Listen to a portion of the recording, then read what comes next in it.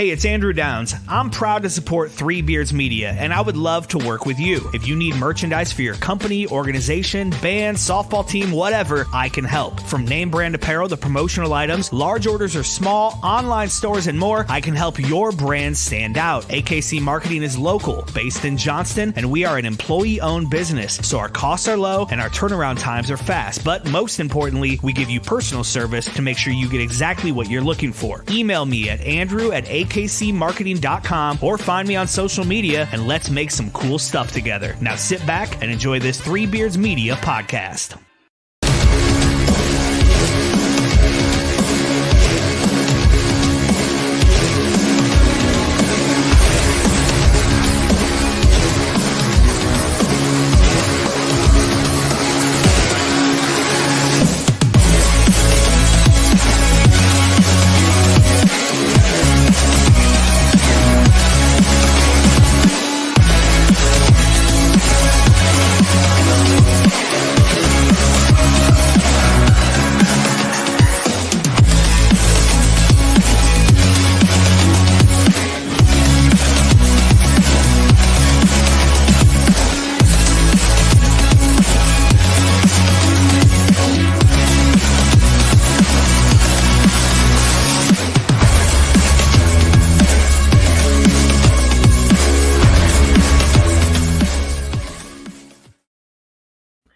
Welcome back with another episode of Hawks Eye View. It's been about a month since we've been back. We had Sean Roberts on last time, but tonight it's just me, Andrew, with Drew Shipley here as well.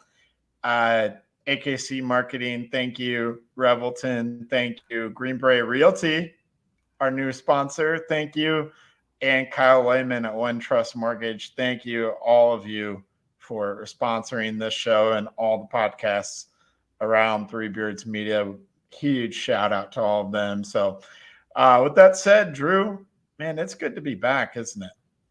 It is. Since we've joined everybody last, I've been back to Iowa and then back home since then. I've been to a mountain trip with my friends here in Maryland. My oldest son has come to visit for his 2 weeks in the summer, and now he has been gone. Had a 10-year-old birthday yesterday for the youngest one, and Summer Olympics are over. So, summer's my favorite season, Andrew, and there's a lot of reasons for that. Baseball's my favorite sport, so naturally it gets to take center stage for most of the summer, right? I like going to the lake. I like going camping. I like doing those kind of things outdoors, swimming, beach, you name it, water sports, all kinds of stuff. So the fact that summer is coming to a close, I'm having a little realization period right now, I think, because leaves are starting to fall here. I don't know about back home. I'm guessing so. Somewhat. But that just means football's around the corner, Andrew. So there's some exciting stuff. We've had some celebrity sightings at the Iowa State Fair. Luca Garza making some appearances there at the Iowa Lottery, I think. Andrew, do you do the State Fair at all? No, I'm not. That's not your jam. You're not a people person. You talked about how much you love the summer, and I'm not someone who loves hot weather. I'm not someone who loves the outdoors, actually. I would rather be inside all the time. I understand. I adventured outdoors for Kids Day, promptly got sunburnt. Didn't wear sunscreen. I was only outside for an hour and a half, and I got sunburnt. Oh, boy. It was a nice weather day from what I understand at Kids Day. Yeah, it was, but the sun was a lot warmer than what I was expecting. It was a good day. I got to meet friend of the podcast, David Eichholt, personally for the first time. I bumped fists with Jay Higgins and Nick Jackson and Caden McNamara and the new punter, Reese Dakin. I got to tell him punting is winning to his face. He said, darn right. And in the thickest Australian accent that I won't try to pull off because I can't.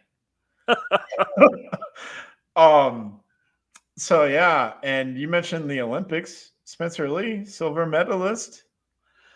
Yeah, it's almost a disappointment, right? Because he's had a long trek to get to this point, right? So he missed the 2020 Japan games, which essentially was the 2021 games after the COVID, after COVID bumped it back a year, just for lack of having knees, like literally lack of having knees, kind of derailed his 2020 aspirations of being an Olympic champion. So he's a much older wrestler at the freestyle. Which, by the way, did you watch any of the Olympics, like freestyle wrestling specifically? Like, it's a whole different ball game. Like, tossing people around and rolling them's like extra points, and like points can stack up in a hurry, Andrew. And after it's 10-0, it's over. So, I mean, Spencer Lee, 2 out of the 3 matches I'd seen him pointed out his opponents. The gold medalist that ended up beating Spencer Lee 4-2. I think he pointed everybody but Spencer Lee. So, I mean, obviously he was a worthy competitor, and this, like I said, this freestyle wrestling is really different than the folk style that we're used to. Right. Yeah, I wouldn't know much about it. I'm glad you're here to explain it for everybody listening, because I'm not tuned into anything wrestling at all. I mean, we could expand even further in the state of Iowa if you want to go further. You know, Kenny Benerick, nicknamed Kung Fu Kenny, got second in the open 200 meter, beating Noah Lyles. Kenny Benerick went to Indian Hills Community College. I don't know if you knew that, Andrew, down in Ottumwa. So we had him there as a silver medalist. My gosh, what's her name now? It's killing me. She ran the 1500. She won a medal. She went to Iowa. I can't remember her name. Oh, the Iowan one. Yep. Yeah. Gosh, I can't even remember what race that was either. Anyway, Iowans across the board were some medalists. Other people competing in the 1500. USA did win the total medal count. They tied China for gold, number of gold. So that was pretty cool. Men's and women's basketball team, gold. Pretty competitive games against France, both men and women respectively. The women's game was awesome, actually. Yeah, I didn't get to watch it, unfortunately. It was pretty early in the morning. It was 9:30 Eastern time. So you might have been recovering from Saturday night activities. I don't know. I was recovering from being sunburnt at Kids Day. At Kids Day. That's right. So Kids Day. This will be a nice segue into the football season. Got a good chance to look at the team. I'm sure you've heard some things by now. Not anything crazy to report out of Kids Day, other than I think the running game is good. The offensive line is good. And that was my biggest takeaway, I think, from Kids Day was that. And then I think it was pretty vanilla. I think the defense knew a lot of what was being run. I don't think Iowa was fully unveiling the whole Tim Lester bag of tricks. Sure. Like I know they weren't. I do think, though, that it looked different. They were trying to run plays to the edges where it made sense. They weren't just going up the middle. And Caleb Johnson and Kamari Moulton had some big runs, and true freshman and Xavier Williams had some big runs with the third team. It was pretty good. It was good for the running game, I would say. Sure. So my understanding, right? So like the writers and the professionals that went and covered this event, right, was kind of getting hung up, as far, in my opinion, on like the statistical portion of, especially at quarterback play, right? Which apparently is a battle all of a sudden when Kirk Ferentz said in May, when Brendan Sullivan committed to Iowa, that, you know, well, it really doesn't matter. It's Cade's job, right? So doesn't seem like that's the case. Again, if you're living under a rock, this better not be the first time you've heard that. But that being said, in a Kids Day environment, my biggest takeaway, Andrew, is the overall health of the football team. and it sounds like everybody's healthy. Yeah. So that being said, from this time last year, was pretty controversial, pretty damaging to the overall season as it unfolded. So the overall team health, I think, to me was the big takeaway. Also, that I'm going to go ahead and hang some credit to the Iowa defense. I mean, it's ones playing ones, right, Andrew? Like I haven't been to a kids' day before or open practice. Like the ones are playing the ones, right? Yeah. Ones are playing ones, twos are playing twos, threes are playing threes, and so on. Sure. So in this time of the season, whether it's the NFL preseason or whatnot, typically 9 times out of 10, the defense is ahead of the offense. Traditionally, right? So it seems like the defense is, has a step ahead in the early season. So like, I'm not overly the fact that we have a top 5 defense like that's unquestioned. It's this early in the season. Like, I don't want to like be doom and gloom about Cade McNamara and his future.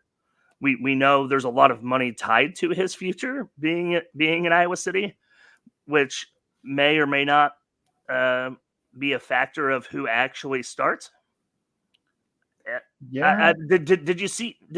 Statistically, yeah, there was slightly a difference between Sullivan and Cade McNamara, but like, dude, 20 attempts and only 20 yards, like 1 yard per attempt for Cade.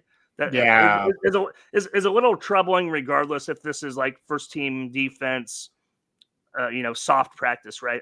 You talk about these extra yards or running yards or receiving yards. Okay, well, you're blowing the ball dead anyway. Are they doing real tackling? Are they doing real sacking? Are they doing real anything? Like they're blowing shit dead, right? Not with the ones and twos, but the threes, they were letting them real tackle.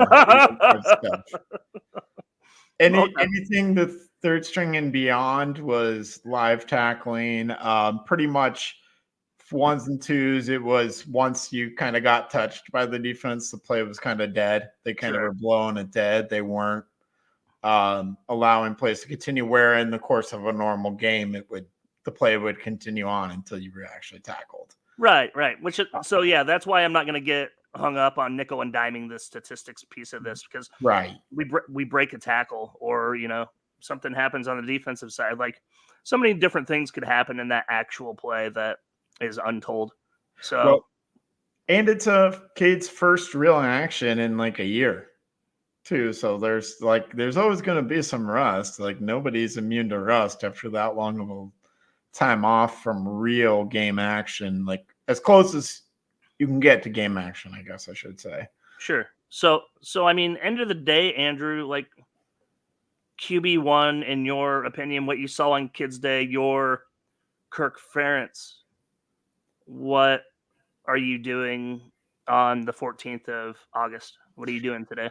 Well, I would look to Tim Lester, because it sounds like Kirk is hands off, and this is really Lester's show. So I guess if I'm Tim Lester, because Tim Lester is really going to be the one to make the decision, I think Brendan Sullivan fits the offense that Lester wants to run a little bit better, but Cade has like the respect of the locker room, so that kind of makes it tough as well. But you got to do what's best for the offense ultimately, I think. And yeah, I do think Cade will probably be the starter week 1. But if I'm having to pick and I'm Tim Lester, I think Sullivan's the guy for my offense right now. The good news, Andrew, is we start with Illinois State, right? So I think that both quarterbacks in a perfect world should see plenty of playtime to get like a real-time evaluation against Division I football opponent. So I think they're going to get a lot of tape both ways to see, what happens going into Iowa State week 2. Yeah. So let's get down to it then. Week 1, I don't think it matters who the starter is for me as far as prediction wise. I don't know how you feel. I think we probably feel the same. Week 1, home game against Illinois State. I've got this marked as a win. What say you? We gonna throw out fake scores or Fake scores? Well, I'll say that Iowa does score 40 points in this game. Oh my goodness. Okay. The running game looks good, man. I think we're going to be able to do a good rushing attack against an Illinois State team that's probably going to be outmatched. And I think we got 3 solid running backs, and I don't know how much we'll really be working on the passing game in week 1. You'd like to see some signs of life out of the passing game in week 1. We probably will. But I think it's all going to start with that rushing attack in the early season. And that's what makes this kind of offense go. If it's truly a Shanahan, Matt LaFleur kind of hybrid offense that Lester's running, then the run game is actually what makes the thing go. So because of that, I think we're going to have a strong commitment to running the ball, and we're 4 deep at running back. Kamari Moulton is really the name to know, though, because Sean Williams is the starter, but there's not a lot separating Caleb Johnson and Kamari Moulton at that second spot. Okay. There's not a lot separating either one of them, and it sounds like Kamari Moulton's going to get some heavy usage this year. So we've got 3 running backs, and Jazz Patterson's there at 4, who we feel good about as well. So, give me like 45 to 17. I think Illinois State maybe scores some late touchdowns against like a second or a third string defense. When's the last time we've scored 42 points?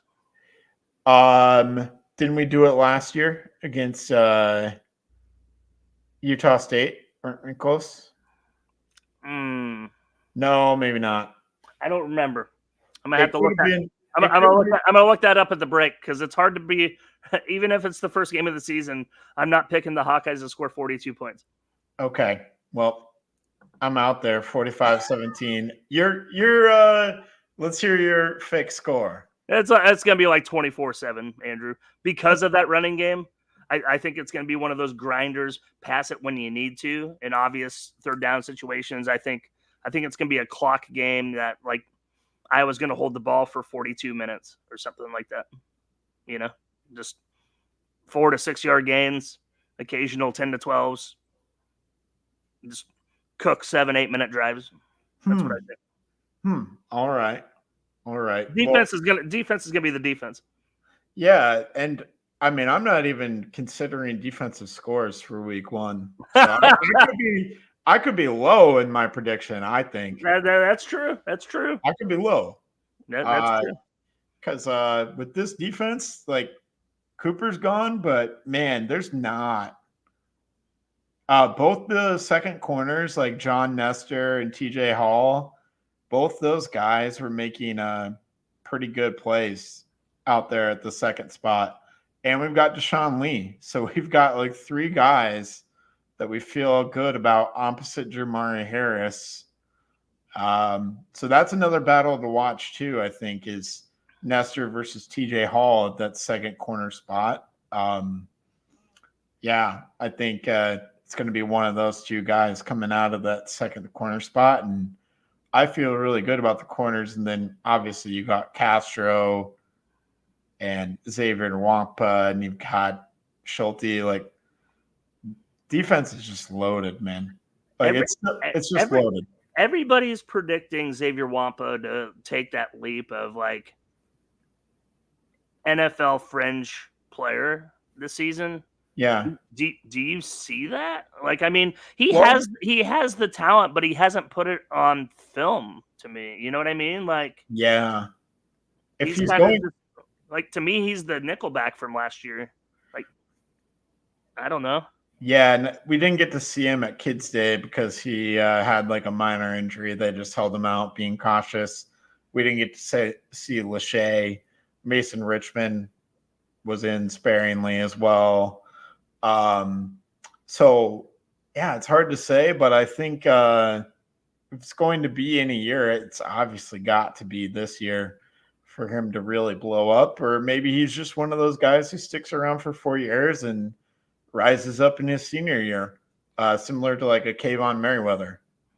Okay. Kayvon Merriweather got drafted, and maybe there wasn't a lot of hype about him after 3 years, but after his senior year, there was enough hype for him to get drafted on early third day, I believe. Yep. And I don't know. I think all the talent is there. Again, he's just got to put the film there. Yep. So he's got the most talented defensive backfield that he's ever been a part of. I can tell you that. Minus Cooper DeJean. Yeah, minus Cooper DeJean. Yeah, I truly believe that. John Nestor is going to be kind of the next corner in line there in the long line of corners. Jamari Harris is good. He's solid. He's a solid college corner. But John Nestor is going to take it to another level by the time his career is done at Iowa. We're going to remember him the same way we remember like Riley Moss. I'd be okay with that. Yeah. As long as we don't remember Riley Moss's freshman year of where he got cooked like 12 times. But then after that, he was great. TJ Hall had that same experience against Nebraska when Cooper DeJean got hurt and he had to come in and he was a true freshman. He wasn't ready. Yeah. He wasn't truly ready for that scenario and he got cooked by Nebraska and we lost the game.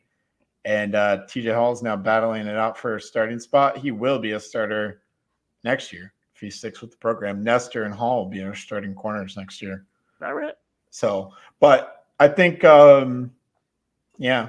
I don't know. There's a lot of storylines, but week one, I think, this is a name your score Saturday for the Iowa Hawkeyes. 1-0. Moving on. 1-0. Week two, we get right into it. Cyhawk. It's at home. We own this game basically for the last decade with one flub up, which there was some controversy surrounding that one. So I don't know. I'm not picking Iowa to lose this game. Gonna have to see more from Iowa State before I pick Iowa to lose this game. Another thing is, hey, Iowa State's breaking in a new offensive coordinator too. Someone that coached tight ends that's never called plays at the Division I level. It's true. So, but Iowa State is also the top Power 5 team with the amount of returning starters, right? Well, Iowa's not far behind in that regard. Listen, I'm not saying I'm picking against Iowa here. I'm because I'm not. What I am saying is I think it's going to be the most entertaining game of the entire schedule. Oh, I think it's going to be highly competitive. I don't think it's going to be a beatdown either way. I think after week one, both teams will be ranked. See, I see it being a tight game where it's going to come down to, a la Parker Hesse closing the game out with a one-handed pick type deal, Nick Jackson or something something like that. Last possession type stuff, I think is going to happen here. Because granted, we do win those games, Andrew. The muffed punt game, we win those games. Yeah. Traditionally. But 9 times out of 10, those games have been one possession games. At least the last decade. So Iowa by a field goal. Drew Stevens gets right, baby. Nice. Yeah. I like it. We're gonna go 31-28. That's a lot of points for any one team to score on the Iowa defense. It's Iowa State. That's weird. That's you're right. weird. That would be a weird score. Yep. I am not of the mindset that this is going to be a close game. Okay. I am more of the mindset of this offense is going to really start to hum come week 2. What evidence do you have of this? Yeah, I think you are insane. Although I just predicted we would score 31 on Iowa State, arguably the top Big 12 defense, but whatever. That's Utah until otherwise noted. But I really think that this is where it's going to come all come together. I think Leicester is kind of playing coy. I think there will still be plenty of vanilla in week 1. I think this is where they kind of pull out all the stops. I think things are going to click. We aren't going to have Caleb Brown in week 1, remember? We are going to have Caleb Brown in week 2. He's going to be ready to go. I think Jacob Gill has shown a lot of flashes as well, the transfer wide receiver coming over. And Seth Anderson has had a really good camp, as have some of the other receivers. I think it's a pretty good group of receivers. And we all know what we have at tight end. We all know about the running game. The running game's going to be good. I just don't see this being any type of close because I don't think Iowa State's offense can score on our defense at all. I think this is going to be something like 27-3.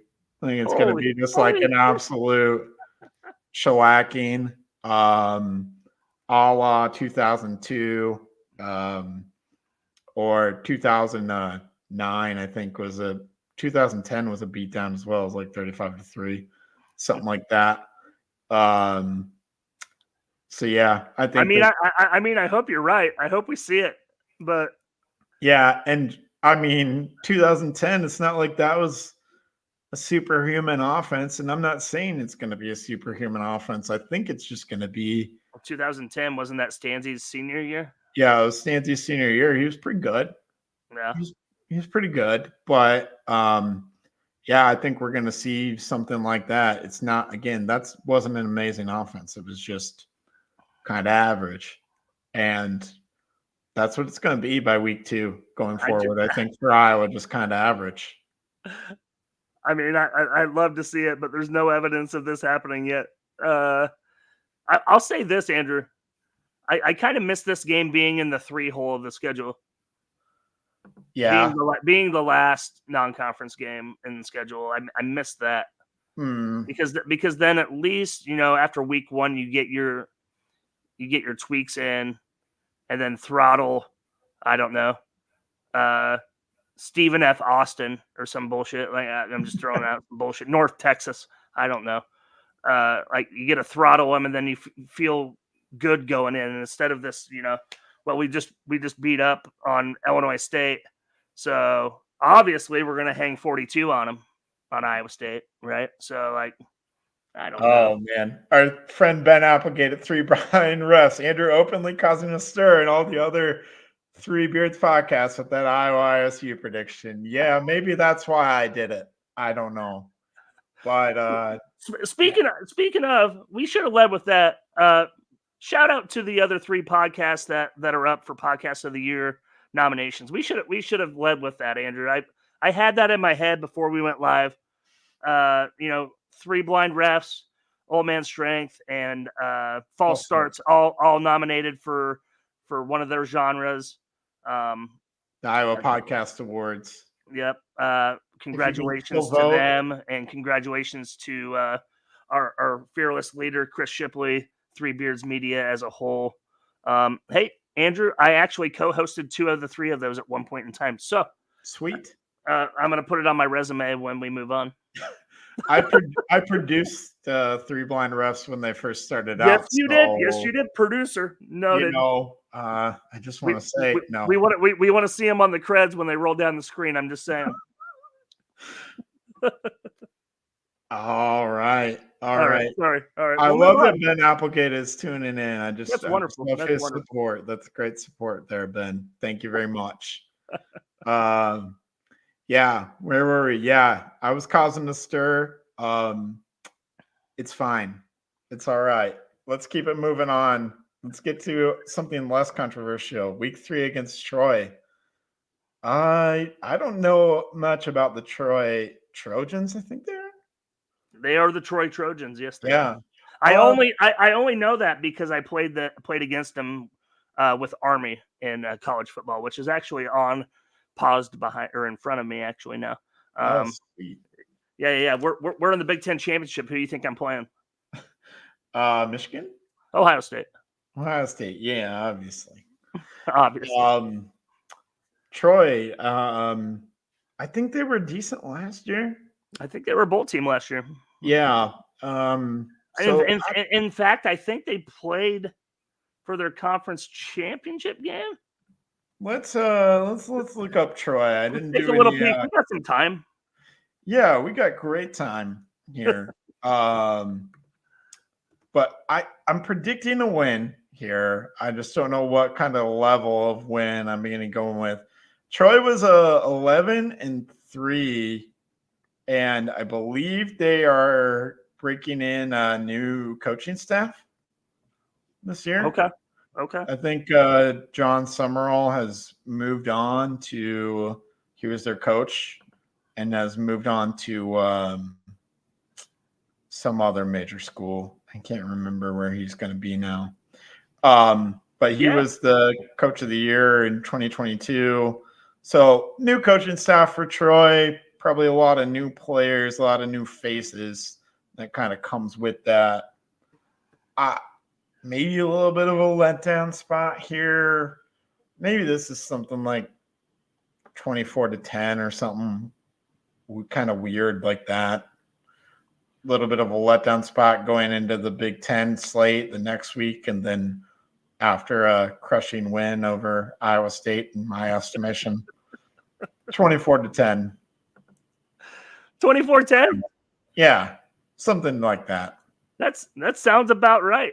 That sounds about right. I mean, Troy. It turns out Troy is returning not the coaching staff, but 15 of the 22 starters, from the Sun Belt champions.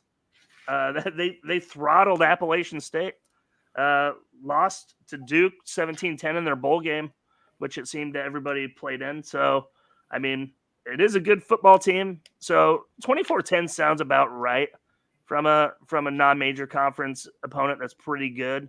I mean, it's not North Dakota State, right? Thank God, because I don't want to ever play them again. We never will. There's nothing to gain from that to play them, right? So, that being said, I'm going to change it up just a little bit, just to not copy. I guess we'll go 21-6. Okay, I like it. I like it. No touchdowns, 2 field goals. All right. That's fine. I can deal with that. So we got Iowa sitting at 3-0. Both of us do. Then comes a game against Minnesota, who I think could be the cellar dweller of the Big Ten. I think Minnesota could be the worst team in the Big Ten this year. I think they could be down there, 3-9, 4-8. I'm not high on Minnesota at all. I think this is a shellacking. I think revenge from last year, the nonsense. I think Kirk and the boys just put it on these guys in Minnesota. So you think this is like PJ Fleck's swan song or what? Yeah, PJ Fleck actually tried to get out of Minnesota, but was unsuccessful. So yeah. The boat sinks 41-10 Hawks. Let's move on. Okay, you say 41-10, I say 37-13. Okay. Somewhere right around the same area. And then I think we get a bye week in there. I can't remember where the bye week is. I can't remember if it's before the Minnesota game or after the Minnesota game. I think it's after. We get one of our 2 bye weeks in there. Let's take a look. Which is good because it comes at a good time. Well, apparently I'm looking up St. Ambrose. Go Bees of Davenport. Let's go, St. Ambrose. Shout out. Shout out. Eastern side of the state. Shout out to St. Ambrose. Schedule here. I'm pulling it up. Let's see. 9-7, 9-14, 9-21. Then comes the bye week, which does come at a nice time because we go to Columbus at the start of October. Yeah, we get and for Ohio State, we play Ohio State at Ohio State the week before they go to Oregon. Oh, that is true. So we catch Ohio State at like a really good time. So I think this game could sneakily be close. Like closer than people are expecting because Iowa's coming off a bye. So they get a whole extra week to prepare for Ohio State, get healthy if there's any minor injuries. And maybe Ohio State's looking forward to like a pseudo playoff, Big Ten. Ohio State, Oregon is like the game of the year in the Big Ten, no doubt. And one of the games of the year nationally for sure. Well, here's the problem, Andrew. And there's a reason why there's the nice, beautiful, explicit E on Spotify for this podcast, right? E for explicit. The unfortunate part is Ohio State's going to be coming off a throat fucking of Michigan State the week before. So, I mean, they're going to have a lot of rest too. Yeah. I mean, they're not listening to Michigan State, although they might be the bottom dwellers of the Big Ten, in my opinion. No, I think with what they've brought in via transfer portal and their coach, I like their coach a lot. I think Michigan State's a program that's going to finish probably in the middle of the pack, definitely above Minnesota. We're gonna write that down in the bold notebook and see what happens. Definitely above Minnesota and Illinois. Northwestern. I'm writing it down so we can revisit this at the end of the season. Yes, please revisit this because it's going to look so great when I'm so right. Bold predictions: Michigan State over Minnesota. Okay. Yeah, that's pretty easy. Okay. That's easy. Anyways, I'm not picking Iowa to win this game, but I do think it's going to end up being something like 24-20. Ohio State wins like a late touchdown. 24-20, Ohio State. Iowa loses a close one in Columbus. And I think the nation is a little bit put on notice because Iowa has enough of an offense to contend against the top teams. And obviously we know about the defense. They put a little bit of a scare into Ohio State team that I think is just looking 1 week ahead. Iowa's focused solely on that game. I think it's going to be kind of similar. I don't think the result is going to be close. Like I'm looking at this game kind of like a 10-10 going into the third quarter. Ohio State scratches out a touchdown early in the third, and it's kind of back and forth from there. 17-10, 17-10, 17-10. Ohio State scores middle of the fourth quarter, 24-10. We're desperate, throw a pick six, like 31-10. Like the ending score is not a microcosm of the football game. It's not a good telling sign. Does that make sense? Like the game is competitive. The game is competitive for 3 quarters, but then kind of unravels down the last few minutes because if it doesn't, you don't win anyway. Type deal. Yeah, I could see that for sure. So yeah, I'm gonna go 31-10 Ohio State. Got it. Well, then we come back the next week and we get the Washington Huskies home, I believe, a night game or maybe a mid-afternoon game. Can't remember right off the top of my head. We don't know, actually. We don't know. We don't know. Actually. Hoping for a night game. That'd be sweet. Night games in Kinnick are fun. So potential for a night game here, we'll say. But Washington, we have a differentiating opinions on Washington. Yes, we have massively differentiating opinions on the Washington Huskies. I think they're closer to like 10th here because they're breaking in completely new everybody, except for I think they're bringing back one starter on defense. And everybody else is new. And the coaching staff is new. I think that's a lot of change. I mean, there's still talent on the roster, but that is a lot of change for a team to go through. So I'm not I'm not putting a lot of stock into the Washington Huskies. HR has been notified. Thanks, Chris. About which one? The our explicit content or no, probably my prediction. Oh, okay. Earlier. So it's fine. It's fine. But I think Iowa at home against a team like this. Obviously, we're breaking in a new offense. I don't really see Washington keeping up in this one. I think it's something like 38-17. I think Iowa scores multiple defensive touchdowns probably in this game. 38-17. Now you're gonna get the fans really fired up, Andrew. You're gonna. There's gonna be like 18 defensive touchdowns this season because that's what we're used to. Damn it. I think it's gonna be. I think it's gonna be an unnecessary close game. I think it's gonna be like 27-20 Iowa.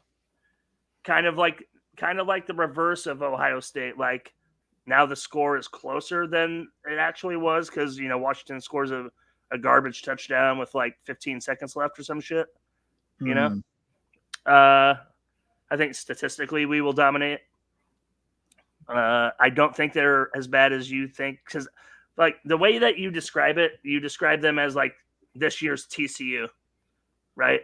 Like, that's actually a perfect description. National championship runner-up team, lost everybody. What did they win? What did they win last year? Were they even bowl eligible last year? No, I don't think so. I don't think they're going to be that bad. It's not TCU. People aren't getting recruited to Fort Worth. Like Spokane's pretty nice, man. We'll see, but I think it's I think it's not that great. I think there's going to be a bigger feel out period though with the style of play from the previous Pac-12 coming into the Big Ten. So like I think those games on the schedule by and large are the biggest question mark of the season because we don't really know what that looks like. Traditionally, like when we go west, we get thumped.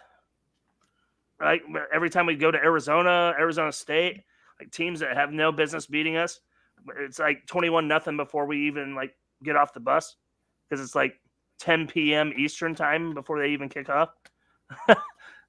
So like whatever reason when they go west is a whole different ball game. But this game being in Kinnick, I feel more comfortable with it. 27-20, I'm going with. Got it.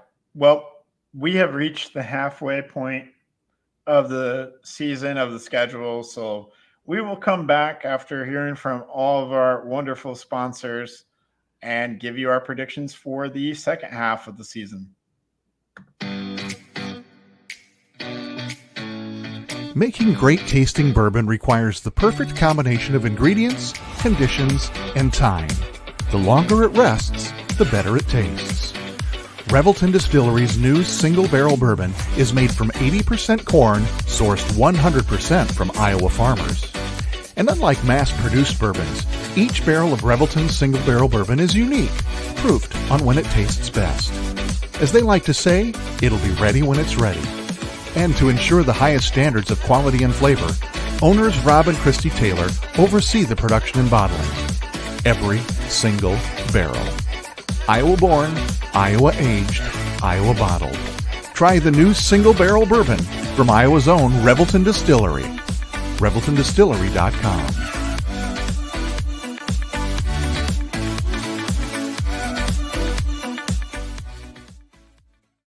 Whether you're buying, selling, or refinancing your home, or if it's simply time to renovate the one you're already living in, you need an experienced mortgage professional to help you analyze your financing options and to make sure the closing goes smoothly. And that's exactly what you get when you call Kyle Lehman at Wintrust Mortgage. Kyle's experience and expertise, coupled with Wintrust's rates and programs, ensures you'll get the mortgage that's right for you. You may even qualify for down payment assistance. Before you reach out to a realtor, call Kyle and get pre-qualified, empowering you to start shopping for the home of your dreams. Call Kyle at 515 515-473-0546. Kyle Lehman Wintrust Mortgage, 515-473-0546. In 2023, a crack Green Beret named Dan Douglas retired his military command and promptly escaped to a full-time career in real estate. Today, this man is wanted by home buyers and sellers who want to survive the process without spending a fortune. If you have a home to sell or want to buy one, maybe you can hire Dan Douglas at Green Beret Realty. You can find him at greenberetrealty.com. greenberetrealty.com. Wow, I love the A-Team theme on that Dan Douglas Green Beret Realty. Go check them out. That's one of the best ads I've seen. It's the first time we've seen it, right? First time we're seeing it, both of us. I hadn't seen it before tonight. I'm glad I waited until now. Yeah, that's a good ad. So thank you for supporting all the shows here, Dan. We love having you as a sponsor. And Dan, thanks for your service, man. Appreciate it. Let's move from Green Beret to the green and white of Michigan State. Road game at Michigan State for Iowa on October 19, the week after playing Washington at home. And we already talked about it. We're divided on this team. I like Jonathan Smith. I think he did a great job turning around Oregon State. I think I just took a quick peek at Michigan State's schedule. I think there's a legit shot that Michigan State's 4-2 coming into this game against Iowa. 4-2. They play Florida Atlantic at home. That's a win. At Maryland, I think that's kind of a toss-up, but I will take Sparty at Maryland and say 2-0. Prairie View A&M at home. I think Michigan State wins that one. And then they go to bold statement.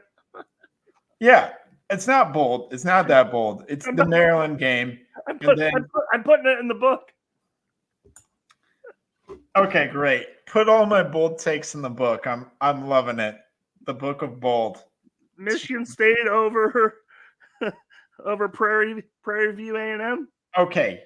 All right. But here's where maybe it gets bold. They go to Boston College, who's breaking in a new coach, right? It's Bill O'Brien is their new coach. But what? I forgot about that. Well, yeah, Bill O'Brien was going to be the offensive coordinator at Ohio State, and then Jeff Hafley left Boston College to be the defensive coordinator of the Green Bay Packers, which great move for Green Bay, by the way. But Bill O'Brien left to be the head coach at Boston College, and then Chip Kelly is now the offensive coordinator at Ohio State. That's crazy. I remember all that. That's how we have Deshaun Foster coaching UCLA. So, his media days were excellent. Yeah. Anyway. But Michigan State's bringing back quite a few starters, including Nate Carter, who was a good running back. And Aiden Childs was, I believe, a 5-star or even a high 4-star quarterback prospect for Oregon State that has followed Jonathan Smith to Michigan State. So they have talent at quarterback, and that's why I like them. They play at Boston College in week 4. I think they start the year 4-0. I think Michigan State starts 4-0. Then they play Ohio State at home, at Oregon. I think easy to say 2 losses there. And then they have a home game against Iowa, right? And they were playing us tough until Cooper took one back on them in Kinnick at night with a less talented roster last year. I'm not picking Michigan State to beat Iowa, but man, if I didn't think this would be close, I'd be lying to all of you. 20-17, I think Iowa squeaks it out in East Lansing, because we've had our problems in East Lansing too. That's true. So we've also had 7 scores 6 in that end zone too, haven't we? Yeah, I think it's another nail biter. We probably don't come down to that kind of a situation. At least I hope not, because there won't be a podcast anymore after I'm gone. After I die of a heart attack, I won't make it. Hey, I'm the one on cholesterol medication on this podcast. Just want everybody to know that. and I probably should be, but I just don't care. But I'm gonna take Iowa to win, but I think it's a real nail biter in this scenario. Yeah, I'm opposite of this. So you say back to back weeks, it's Oregon, Ohio State, Iowa. Yeah, Ohio State at Oregon, Iowa at home. My goodness. At Michigan. Then they get the next week they get to go to Michigan. So they could start out 4-0 and then end up 4-4, and that's exactly what I'm predicting for the Michigan State Spartans. You know, Andrew, like in a season with a schedule like this, it's easy to be like, well, 11-1 is the floor, right? Like the only question mark is if we can beat Ohio State or some shit. But we always lose one of these games, right? We always lose one of these. It seems like anyway, for the exception of 2015, we always lose these. Nebraska last year, for F's sake. Like not last year, 2 years ago. 2 years ago. I'm sorry. Yeah, we beat them last year. We actually made the title game last year, and then Northwestern made it the year before that, right? Yes, because we blew that game to Northwestern. Not Nebraska. Nebraska. Yep. This game's not that game. Michigan. I don't know. A whole new regime, like you said, right? Or fairly new coaching staff. Yeah. I don't know. Like, I don't even want to put a number on it. I think it's going to be 27-14. I like it.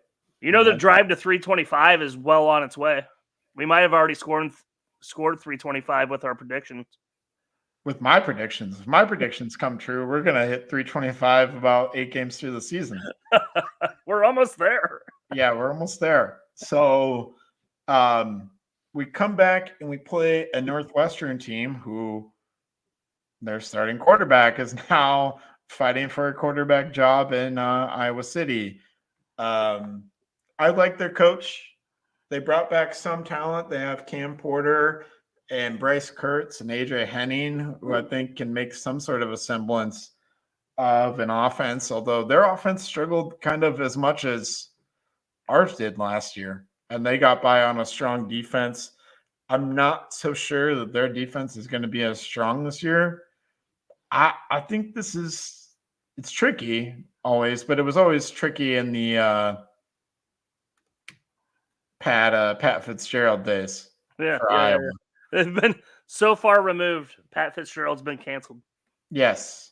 I don't think this is a tricky spot at home for Iowa. I think it's something like 24-7.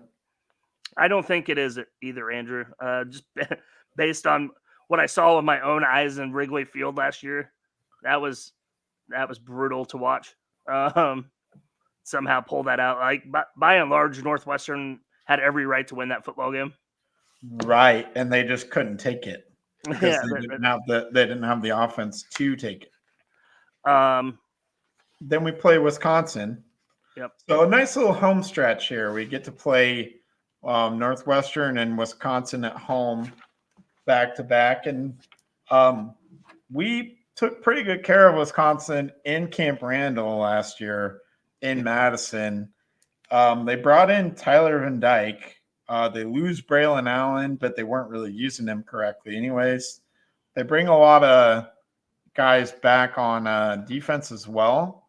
I think outside of Ohio State, this is probably the most competitive ball game that we have on the schedule. I think outside of Ohio State. Because you took a giant shit on Iowa State. I did. I think the loss of Shieldhouse is a pretty big loss, and I think promoting a guy who hasn't called any plays at the Division I level before is a pretty big deal.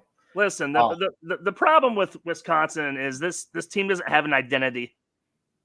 This team for 50 straight years was the slightly better Iowa. Slightly better offense, slightly better defense. Like mirror each other for 50 years, it seems like. And then they just went to this air raid run and gun type bullshit that with players that don't fit that mold to begin with. Like you just said, Braylon Allen, misused the fuck out of him. I don't think this year is the year that they have an identity. I think I think this game is actually more like your Iowa State prediction. I mean, I think it's. I like that. I think it's 31-10. Oh, wow. Okay. I think convincing. Okay. I'm on board with that. I think this is a little bit closer, though. I think Tyler Van Dyke is a decent quarterback. I think it was better than what they had last year. I think year 2 is kind of when you see some improvement from these first-year head coaches, and so I'm just banking on Luke Fickell having things more established in year 2 for Wisconsin. Kind of influx of talent, kind of getting guys to fit his system or know his system better on offense, I think makes a difference. I think this is 21-17. I think Iowa squeaks one out against Wisconsin. I think this is one of those classic battles that we have back and forth with Wisconsin. But I would take your result every day of the week and twice on Sunday. That brings up a matchup with UCLA going to the Rose Bowl, which is a sweet venue. I wish we were playing USC instead. That'd be a lot more fun. UCLA, they're kind of in turmoil a little bit. Lost Chip Kelly, kind of filled in with Deshaun Foster a little bit suddenly. They do have Eric Bieniemy as their offensive coordinator, but yeah, they have Eric Bieniemy as their offensive coordinator. Yeah, I saw that idiot out here for a season, and then I didn't renew my season tickets. So, yeah. So again, not great things coming for the UCLA Bruins. I don't think they do bring back their quarterback Ethan Garbers from last year, but it was a team that went 8-5, I think. They lost some talent off of that team. They didn't bring back a lot of talent, and they went against a Pac-12 schedule, a little bit different kind of a schedule. I think they're in that bottom group for me of the Big Ten, and I think this isn't going to be a close game at all. I think Iowa could really put a whooping on here. I think it could be something like 41-10. I think Iowa could really crush some skulls in the Rose Bowl against the UCLA Bruins. I don't think this is going to be close. Hey, remember when I told you that when Iowa goes out west, they inexplicably get thumped? Yeah. I don't know if I necessarily want to predict that, but it is the Rose Bowl. And the last time we played in the Rose Bowl, I'm pretty sure there was a guy named Christian McCaffrey wearing number 5. Mm-hmm. That I don't know. Anyway, that's not here nor there because that's not even the same school. That all to say that this game's gonna be closer than it should be. I think UCLA actually has the halftime lead. Oh boy! And before Iowa wakes up, I think it's gonna be a squeaker, man. I think it's gonna be 27-24 Iowa. Taking Iowa. Still taking Iowa. But Iowa going west, man. Just check the history. Check the books, man. I know the history. I know the books, especially in the Kirk Ferentz era. But there was always some sort of at least talented player on that. Arizona had Nick Foles. Yeah. Shout out to Big Dick Nick, retired this year. Yeah, and Arizona State had Andrew Walter, who ended up being an NFL quarterback. Or I just don't see that here with this UCLA team. And I just checked; no one on their offense wears number 5, so we're in the clear. This is going to be an absolute beatdown. Listen, Andrew, I got to throw in these close predictions here, right? Because I can't just straight homer this clear to 11-1. I don't think. Okay. Because I truly, in my heart, don't think this team makes it to 11-1. Okay. So then I just don't know where. I'm just trying to strategically place where it's going to be, and I'm running out of games. So you're running out of games. Yeah. Because your next game is at Maryland here on November 23. So a late East Coast trip. Maryland's a decent team, man. I don't know a lot about MJ Morris, but he's the projected quarterback for Maryland this year. But they bring back Hemby, who's been there for a while, running the ball. Caden Prather and Ty Felton, who have caught passes there for quite a while. So they bring back some weapons on offense. So it's not, I don't think they're the most dangerous offense. And they have Josh Gaddis and Kevin Sumlin running the show on offense. Hey, listen, you forgot their secret weapon that they brought in, though, bro. Who's their secret weapon? His name is Brian Ferentz. Oh, the analyst Brian Ferentz. Yeah. Well, he will help their offensive line and tight end play if he's allowed to coach that. I forgot that this is the Brian Ferentz game. I don't think that gives them any sort of an edge. Just don't. So I think Iowa wins a close one. I think this is closer than it should be. I think this is like a weird game too. Like it's 17-13 or something like that. Yeah. I think Iowa wins like a 17-13, just kind of a strange, weird game before they gear up for the last week. So I've got Iowa 10-1. I'm making no bones about it. 10-1 going into the last game of the year. I think you're going to this game, Drew. So this would be my third Iowa-Maryland football game in Maryland. The first one was in 2014. Didn't go well. That was obviously the season where Joshua Dobbs for Tennessee in the bowl game lit us up. We finally let what's-his-nuts go to Michigan, and we started C.J. Beathard. Rudock. Yeah. Jake Rudock, that piece of shit. Oh, man. We're being rude to Rudock. So, there was also a guy on that team that really got shafted in this whole deal of college football in those days, and that his name was Drew Ott. Drew Ott, I believe, was a freshman that season, and he was freshman or sophomore. I believe he was all Big Ten. He might have been a sophomore then, and he was just wrecking fools, man. Iowa took an early 14-0 lead in the first quarter. We're all there in our black and gold, standing like the 20-yard line, like awesome seats. We paid like less than face value for them, actually, like day of, people selling them like outside the stadium. So like that was pretty awesome. It's definitely over 25, Ben. Yeah. I'm way over 25. The drive for 325 ended at UCLA. I think we eclipsed 325 at UCLA with 3 games to play. We did. I'm probably closer to 30. Honestly, wild. Yep. We're both over, Ben. I don't know. That happens. This is a legit team. This is a playoff team. Yeah. Especially with the new format. For sure. Keep going. Anyway, led that game 14-0 in the first quarter. We lost. It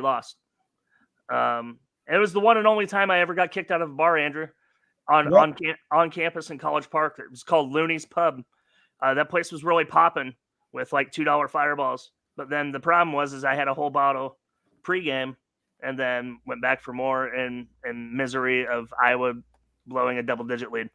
The next time was probably the last time Iowa scored 50 points. They hung that 55 burger on Maryland. Oh, that was so fun. Against Tua's little brother. We had 5 interceptions. I think that's the last time we scored 50 points. So that was pretty awesome. But then now, this is a trilogy for me personally. They don't have Tua's little brother anymore at quarterback. Maryland should have beat Michigan last year in the regular season, if you remember that game at all. Mm-hmm. I do. They were up a touchdown with 6 to play and the ball. Yeah. and found a way to lose. So Great. I also think this is a close game. I don't think there's a lot of points scored. I think this is more like 2017. We're gonna go under that 25, Ben. 2017 Iowa. Yeah, he says he loves what he's heard from Lester, but he's more nervous after the reports from last weekend. I would say it was an open to the public practice. We never really see much that it's like intentionally vanilla, especially on offense. So I wouldn't base off too much off of that. I know there's a closed scrimmage going down this Saturday, so the media won't be there, but I'm sure we'll hear some reports from the media out of that. So there's another scrimmage going down this Saturday, and I hope to hear something better from that. And it probably will be, because it'll be closed down and it won't be as vanilla, I don't think. Yeah, and Ben. once the Early season starts, yeah. Earlier in the podcast, Ben, we were talking that it's not pretty much full contact in that Kids Day excursion, right? So early blows of the whistles, not exactly hard hitting, Right. stuff like that, and also going up against arguably a top 5 defense as well with the 1v1s. So not a major concern. There's not a lot of defenses on this schedule that's going to be better than Iowa's. So yeah, the only one. It is what it is. Yeah, that's an interesting conversation. I think the only team that you could argue that has a better defense on Iowa's schedule is Ohio State. I think that's probably but even then, I don't know if I would argue that. Yeah. But and again, we're talking about Ohio State and Iowa probably having 2 of the best 5 defenses in the nation. I think Georgia, Ohio State, Iowa, I think those are 3 of the 5 best, and then take your pick of 2 others, maybe Michigan, Penn State. I don't know, but it's all Big Ten basically for defense. Yeah. I'm not concerned, Ben. I'm not. Yeah. Nebraska, week 12, Black Friday. We own this game outside of the blender in 2022, which, again, Cooper DeJean doesn't get injured, we win that game going away. It doesn't matter. Also, Nebraska has sustained their star left tackle, I think, is out for the year now. Teddy Prochaska, I think they lost him. I think they lost someone else too for the year on defense. That was big for them. They've had a couple of devastating injuries actually already. They're starting the new phenom at quarterback, probably Raiola, the Patrick Mahomes wannabe, who committed to Georgia and then ended up going to Nebraska in the end anyways, because he's a Nebraska legacy. Dominique Raiola's kid, if you remember Dominique Raiola. I don't. I'll take your word for it.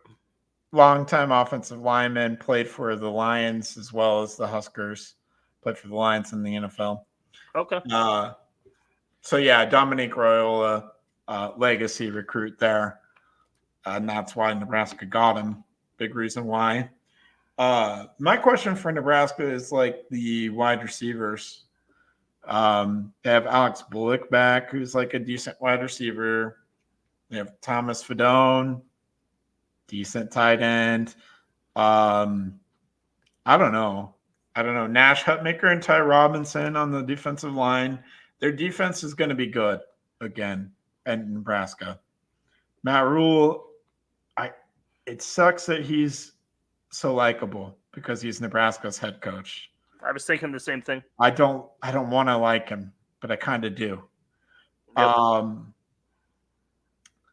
I don't know. I just think true freshman who probably doesn't play like a true freshman by the end of the year, but who knows what could happen in Kinnick on Black Friday. I didn't want to go homer and go 11-1, but I can't I can't pick Nebraska in this scenario on the road.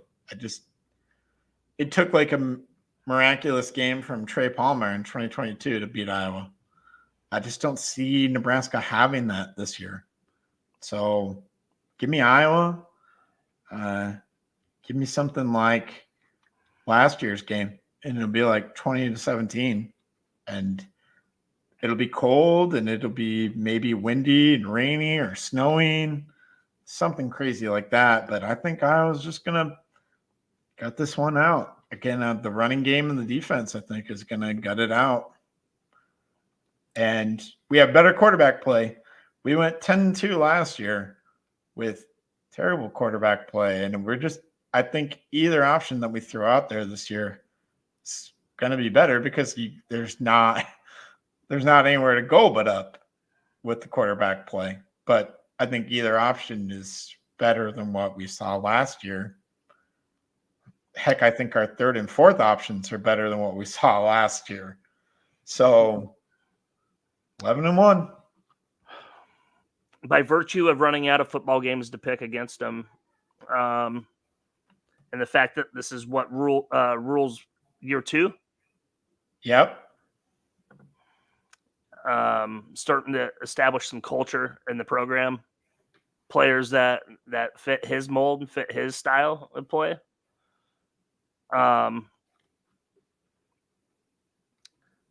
Nebraska walk-off field goal. Shoot. They do have a decent field goal kicker. 17-16. I hate that. I do too, Andrew, but we always do this. Always do this. It's just the fact that it's Nebraska. Here's the thing too, Andrew. Do you want to go get throttled by, like, say we're 11-2? Are we making the Big Ten title game then in your scenario? Are we going to be ranked high enough? Actually, let me ask you this. I don't even know the answer to this.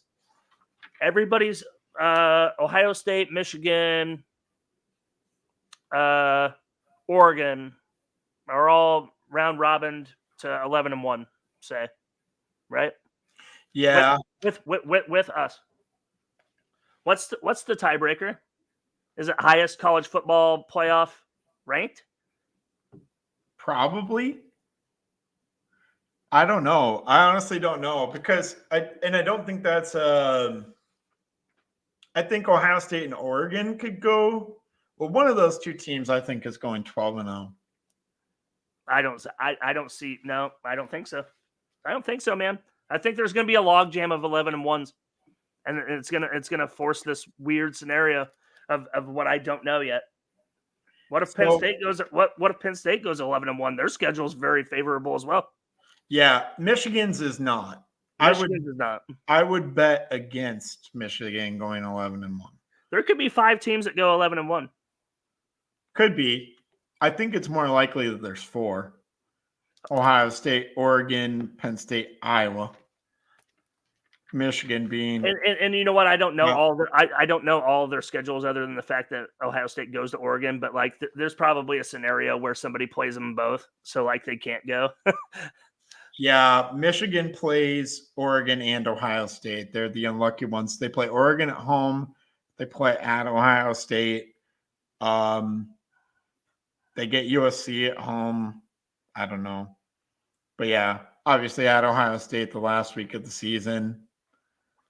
I don't know. And I'm just a little bit down on Michigan because like quarterback. I don't know who Michigan's quarterback is going to be. They have like 5 guys competing for the spot. We have 2 at Iowa. They have like 5 guys competing for QB1. Okay. So it's a little bit of a mess. And then you've got all the Harbaugh mess. Well, the good news for Michigan is those are all 4- and 5-star guys. Yeah. So I mean, and Michigan has to play a home game. They play Texas out of conference. Oh, that's true.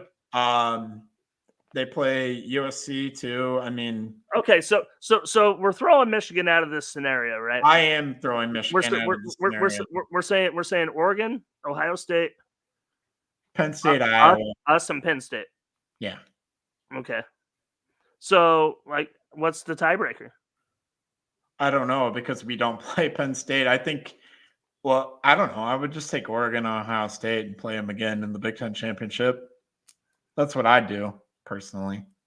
Right. So in your scenario of 11-1, no Big Ten title game, they make the college football playoff. Yeah, I would make the college football playoff, I think. In my scenario of 10-2, not make the college football playoff. Yeah. They don't. They probably wouldn't make the college football playoff in a 10-2. No, their schedule's trash for that. You know, Yeah. they would their only quality win in my scenario, quality win, Iowa State. Quality win. I don't know. Iowa State's going to play for a Big 12 title this year. Mark my words. I'm putting that in my bold statement. That is too bold. It's going to be Utah and Oklahoma State. Iowa State title game. There it is. There's my bold statement. Wow. Okay. Well, we will see. Yeah, that's it. That's all we've got for the season. You've got 10-2. I've got 11-1.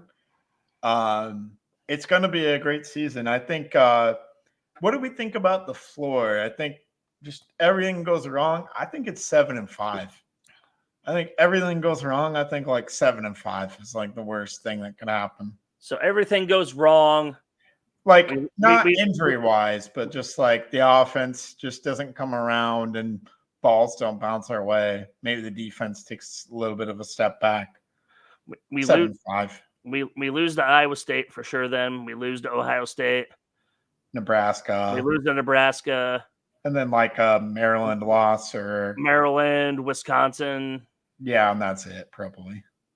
Potentially UCLA on the road. You don't think so, but I do. Just the fact of going west. Yeah, I don't know. I just think I'll say 8-4. I'll say 8-4 is the floor. Okay, fair enough. Yep. I think that's a fair assessment of the They're floor. not going 12-0. The ceiling is 11-1. Yeah, I agree there too. I think the ceiling is 11-1, and wouldn't it be a shame if that one was Iowa State and we beat Ohio State at Ohio State? Wouldn't that be a shame? No, because then I think in that scenario, wouldn't we make the Big Ten championship because we went undefeated in conference? Yeah, but then we lose again. But then we beat Oregon in the Big Ten championship. Then it doesn't matter about the Iowa State loss. That's true because we're an automatic qualifier. Because we're an automatic qualifier and we beat 2 of the 5 best teams in college football. That's not happening, bro. If Iowa wins the Big Ten championship, then that means that they will be hosting a college football playoff game. Or even, I think, if they even make it, there's a scenario where if they just make it to the Big Ten championship, they could be hosting a college football playoff game in round 1. So wait. So I thought the Power 5 conference champions got the first 4 seeds. That's not the case? No, they do.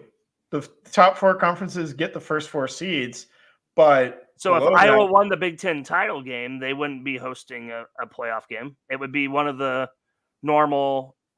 No, I'm saying if they make it and lose, oh yeah, they might be somewhere in that 5 through 5 to 8. Yeah. And then host a game in Kinnick, which would be in great. December. A December game in Kinnick for our playoff opponent coming to us. And it could be something like the mid-major team like that gets in, like Liberty or something. I hope it's like Ole Miss. That'd be great. Bring Kiffin. Bring Kiffin, you piece of shit. Anyways, we can hope and dream. It's time for eternal optimism in the preseason, right? As always. Any last remarks before we close up shop and come back next week? Full steam ahead. We're going to try to get iCold on next week, so stay tuned to that. We're going to work really hard this season, guys, on finding the beat writers or the announcers or podcasters of every school this year. We're going to work really hard to do that. I think that provides very, very good subject matter expert content for our opponent schools, and which you want to actually learn about, and we do too. Because honestly, we can look at it. We can look at film. We can look at a box score. But we do this for love of the game. We're not doing this for a job, right? So we're not doing nothing but watch college football games. Maybe Andrew is. I don't know, but I'm not. Man, you know me. I am. But anyway, no. So we want to bring that subject matter expert content for our opponents this season, and I think we'll be successful at doing so. So. Yeah, that's great. I would love to do that as well. One last thought, quick recruiting tidbit here. I know I'm the look ahead guy on the recruiting front, but look for something from IOSA Epinesa in the coming weeks. I thought I heard that went a downturn. Nope. Oh. He was there at the Kids Day practice, and we are now on IOSA Epinesa commit watch to Iowa. So, is there a crystal ball? Yeah, our own friend David Eicholt, I think it's well publicized now, not breaking anything, has placed a crystal ball to that effect of Epinesa committing. Also, David's going to Nashville sometime here soon. So, David, go ahead and get your ass out of here. Let's go. You hear? Go on now. Yeah, go on now.